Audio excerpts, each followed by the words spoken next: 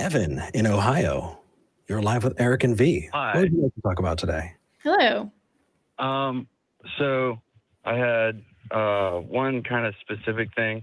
I know I said I'm a theist, but I wasn't really looking to talk about my theism, because I basically just believe in God, and that's I don't have a religion or anything, and that's thanks to you guys in part because I've been listening to you guys a lot, and I used to be a Baptist, and then I got shown a lot of things that were wrong with it through this show and other shows like it. Rock on. So That's awesome.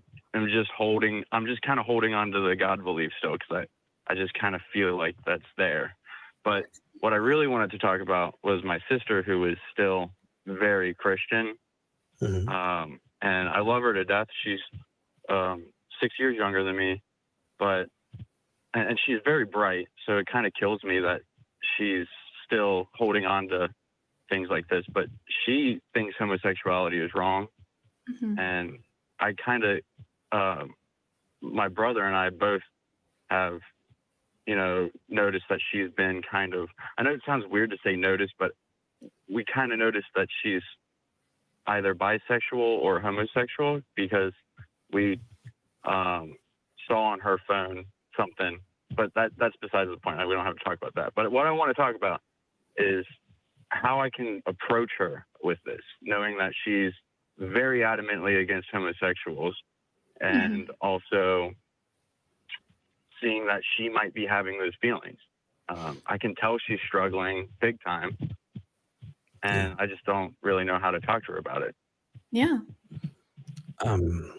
Well, so there are a number of approaches, and I think that one approach could work, and at the same time, that same approach could absolutely destroy that relationship because that's so different. The safe option that I would say generally works that I've seen is make sure that they know that you're available, that you care, and that you're there for them. Because it sounds like she needs to go on a journey, and as much as you love her, you can't take that journey for her. And I know it bites. Yeah. He's somebody you care about, and you want to reach out and bring them with you, but they've got to get themselves. Your sister's going to have to get there herself, and making sure that you're set up as a resource. Make sure that she knows, no matter what I do, my brother's going to love me. And check in. Those things. It's going to take time.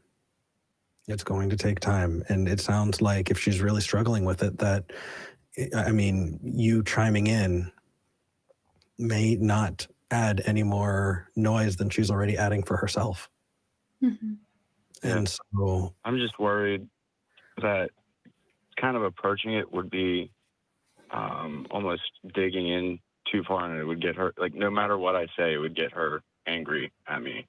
Well, I tried before to talk to her kind of slowly into it about slavery, but she said, "Oh, that's the Old Testament, and that's under the old law." Mm-hmm. And so I tried to.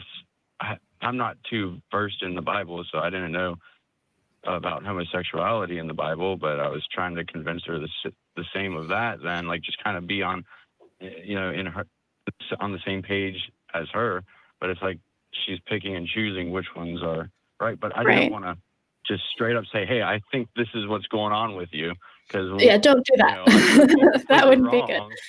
Yeah. But I think that's a good instinct to use a different example. That's kind of what we do on the show a little bit. So using SE, straight epistemology. Do you watch Anthony Magnabasco's channel at all? I do not even know who that is. Okay. Check out Anthony's channel. If you type in street epistemology Anthony, you'll find it. I'm not going to make you spell his last name. I know how that is as somebody with a very difficult last name.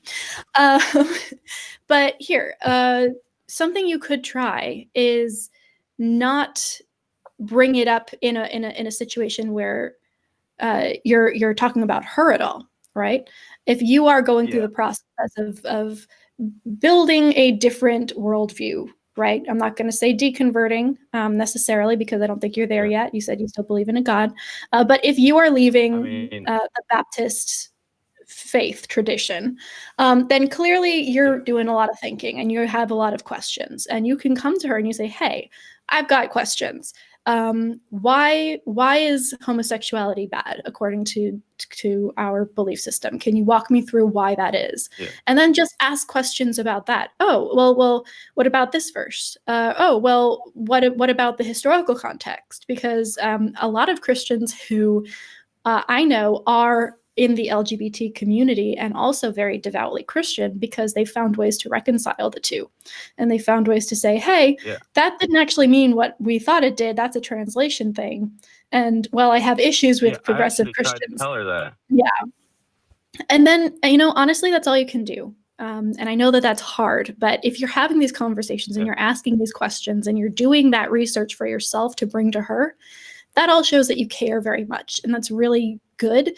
But if she's just rebuffing it, then she might not be ready to talk about it. And that doesn't mean she never will be. But right now, I think Eric's spot on. You're asking questions where applicable. You're backing off when you need to, when she's getting mad, and you're there for her, right? You're showing her that you're there, that you care, and that whatever choice she comes to, she can come to you with those questions first.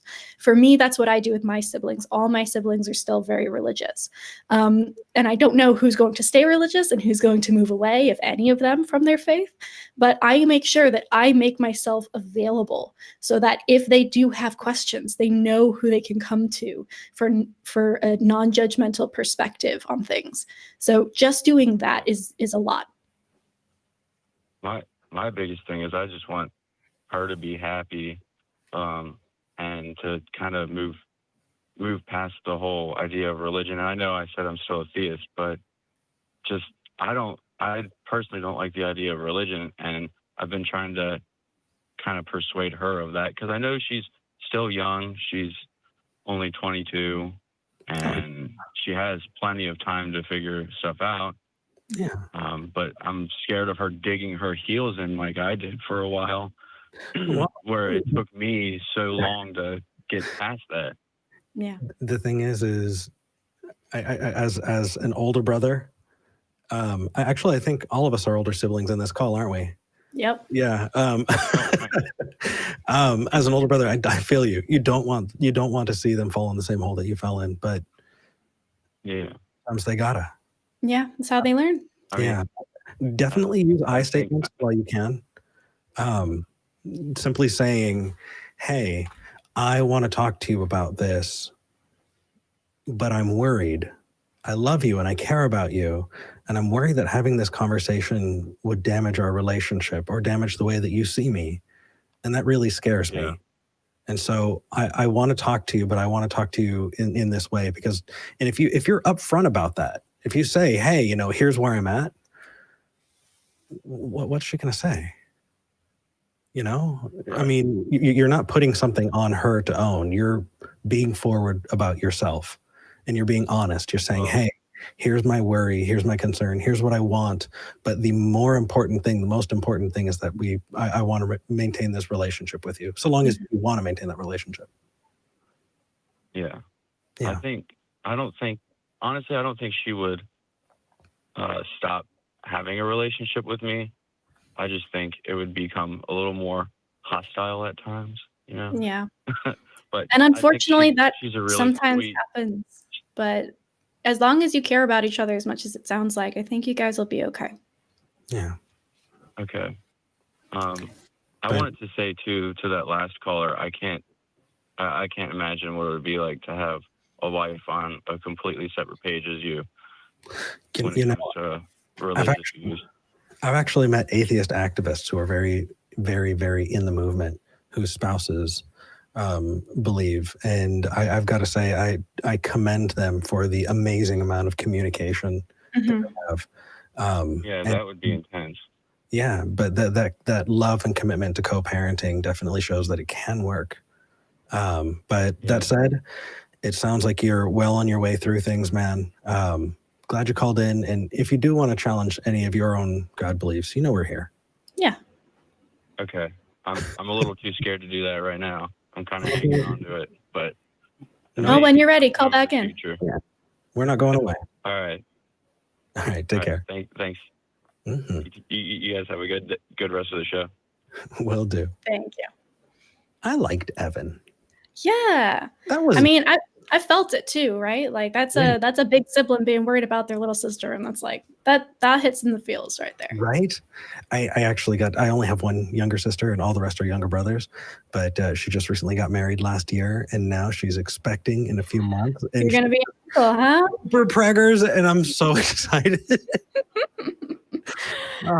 Anyway, I can't wait for one of my siblings to finally have a kid, so that I no longer have to. Yeah. The oldest kid, I'm like throwing that hot potato to somebody else. Yep, it's the same here. I'm 8 years older than the next one, and it's been Eric. When am I having a grandbaby? Mm-hmm. So I'm gonna be the cool. I don't know. I'm not an aunt or an uncle. Ent. I'll be an ent. Sounds good. Yeah, there isn't one. Don't try it. Don't try. There's not one. It's gonna wreck your brain. Let's move on to the next caller.